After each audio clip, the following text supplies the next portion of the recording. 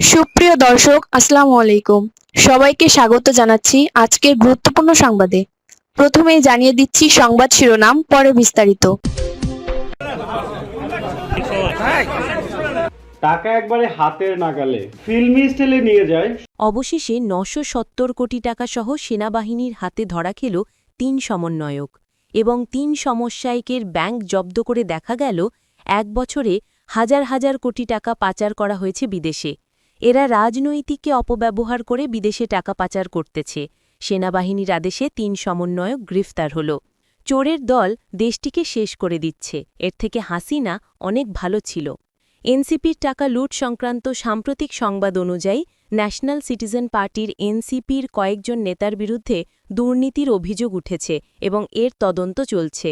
এই অভিযোগগুলোর মধ্যে ক্ষমতার অপব্যবহার, টেন্ডার ম্যানিপুলেশন এবং অবৈধ সম্পদ অর্জনের মতো বিষয় অন্তর্ভুক্ত। প্রধান অভিযোগগুলো হল গাজী সালাহুদ্দিন তনভীর। এনসিপির সাবেক যুগ্ম সদস্য সচিব গাজী সালাহুদ্দিন তনভীরের বিরুদ্ধে দুর্নীতি দমন কমিশনের তদন্ত চলছে। তার বিরুদ্ধে শত শত কোটি টাকা অবৈধভাবে অর্জনের অভিযোগ রয়েছে। এই অভিযোগগুলোর মধ্যে পাঠ্যপুস্তক ছাপানোর কাগজ সংগ্রহে কমিশন বাণিজ্য এবং জেলা প্রশাসক নিয়োগে অবৈধ হস্তক্ষেপের বিষয়গুলো উল্লেখযোগ্য। এই অভিযোগের পর তাকে দল থেকে সাময়িকভাবে বহিষ্কার করা হয় এবং তার বিদেশ ভ্রমণে নিষেধাজ্ঞা জারি করা হয়েছে। পাশাপাশি তার জাতীয় পরিচয়পত্র এনআইডি ব্লক করার নির্দেশ দেওয়া হয়েছে। আখতার হোসেন। এনসিপির সদস্য সচিব আখতার হোসেন সহ অন্যান্য নেতাদের বিরুদ্ধেও দুর্নীতির অভিযোগ উঠেছে। অন্যান্য পাথর উত্তোলনে দুর্নীতিতে বিএনপি, আওয়ামী লীগ এবং এনসিপি সহ অন্তত ৩১ জনের সরাসরি সংশ্লিষ্টতার প্রমাণ গোয়েন্দা প্রতিবেদনে পাওয়া গেছে। এছাড়া এনসিপির বহিষ্কৃত এক নেত্রী দিলশাদ আফরিনকে অর্থ আত্মসাতের অভিযোগে গ্রেফতার করা হয়েছিল। লুটের টাকার নব্য পাহারাদার বিএনপি, নসিরুদ্দিন পাটোয়ারি। এনসিপির মুখ্য সমন্বয়ক নসিরুদ্দিন পাটোয়ারি অভিযোগ করেছেন, আওয়ামী লীগ আমলের ব্যাংক শেয়ার বাজার লুটের টাকার নব্য পাহারাদার হয়েছে বিএনপি। দুটো আসন নিয়ে এনসিপিকে কেনা যাবে না অভিযোগ করে তিনি বলেছেন, নতুন রাজনৈতিক বন্দোবস্ত আনা না গেলে উপদেষ্টা পরিষদে যারা আছেন তাদের সবাইকে ইতিহাসের কাঠগড়ায় দাঁড় করাবো।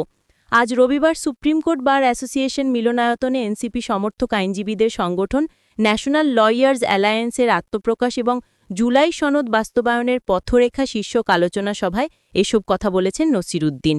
এনসিপির নেতারা অবশ্য তাদের বিরুদ্ধে আনা অভিযোগ অস্বীকার করেছেন এবং কিছু ক্ষেত্রে এটিকে ষড়যন্ত্র বলেও অভিহিত করেছেন। অনুষ্ঠানে বিএনপির ভাইস চেয়ারম্যান এবং জাতীয়তাবাদী আইনজীবী ফোরামের সভাপতি জাইনাল আবেদিন বলেন, সংবিধানের গণভোট নেই, আছে নির্বাচন। জাতির সংকট দূর করতে নির্বাচন করতে হবে, মুক্তিযুদ্ধে অর্জিত সংবিধান রক্ষা করতে হবে। জুলাই সনদ গণভোট জনগণ বোঝে না, ঘাড়ে চাপিয়ে দেওয়া হয়েছে বিএনপি মহাসচিব মির্জা ফখরুল ইসলাম আলমগীরের এ বক্তব্যের জবাবে নসিরুদ্দিন বলেছেন, আপনি যদি না বোঝেন তাহলে রাজনীতিতে এসেছেন কেন? নসিরুদ্দিন বলেন, গত ১৫ বছরে লুটেরারা ব্যাংক শেয়ার বাজার টাকা লুট হয়েছে। এই টাকাগুলো বাড়িধারাসহ বিভিন্ন এলাকায় লুকিয়ে রাখা হয়েছে। এগুলো নব্য পাহারাদার সেজেছে বিএনপি। যেরকম চাঁদাবাজি হয়েছে, আপনাদের মুখে লজ্জা ফুটে ওঠে না? সরকারের উচিত ছিল লুটের টাকা উদ্ধার করে রাষ্ট্রীয় কোষাগারে জমা করা।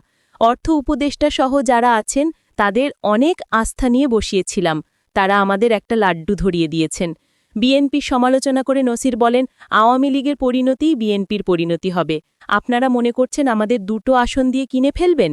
আপনাদের জোর টাকার মনোনয়ন, আমাদের জোর রক্ত, খেলা হবে। আমরা রক্ত দিতে এসেছি, দুর্নীতির টাকায় বাংলাদেশে আর নির্বাচন করতে যাব না।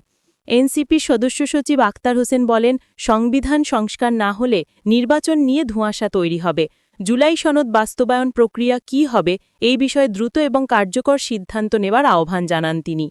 এএল-এর আহ্বায়ক অ্যাডভোকেট এস.এম. আজমল হোসেনের সভাপতিত্বে অনুষ্ঠানে এনসিপির জ্যেষ্ঠ যুগ্ম সদস্য সচিব ডা. তসনিম জারা, ঢাকা বিশ্ববিদ্যালয়ের সহযোগী অধ্যাপক জোবায়ের আল মাহমুদ, প্রাক্তন deputy attorney general Imran Bhuiyan প্রমুখ বক্তৃতা করেন। মূল প্রবন্ধ উপস্থাপন করেন অ্যাডভোকেট নাজমুস সাকিব।